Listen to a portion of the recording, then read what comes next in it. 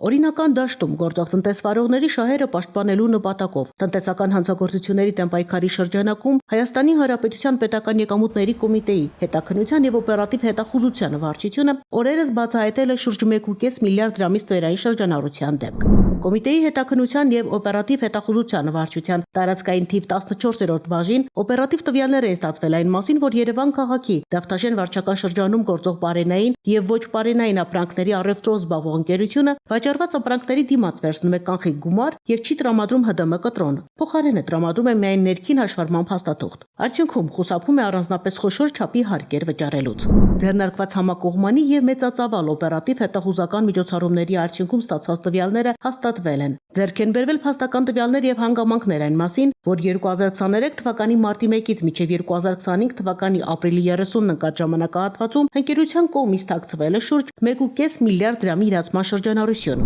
Փաստական տվյալների հիմքով կատարվել է պատճառված վնասի նախնական հաշվարկ, ըստ որի պետությանը պատճառվել է շուրջ 430 միլիոն ՀՀ դրամի վնաս։ Դեպքի առթիվ հաղորդում է ներկայացվել Հայաստանի Հանրապետության քննչական կոմիտեի տնտեսական հանցագործությունների եւ մաքսանենգությունների քննության գլխավոր վարչություն, որտեղ նախաձեռնվել է քրեական վարույթ։ Հիշեցնենք, արկա իրավակարգավորումների համաձայն վաճառքից գանձված գումարների մուտքագրումը հսկիչ հրամարկային մեքենա պարտադիր է։ Ընդ որում նշված պահանջի պարբերաբար չկատարումը կարող է վկայել նաև Հայաստանի Հանրապետության քրեական օրենսգրքով նախատեսված հանցագործությունների մասին։ Ուստի ՊԿ հորդորում է ձեռնարկատիրական գործունեությամբ զբաղվող անձանց օրենքի պահանջը ընդունելի գիտություն եւ ապօրինություններ թույլ չտալ։ Պետական եկամուտների կոմիտեի տեղեկատվության եւ հասարակայնության հետ կապերի բաժին։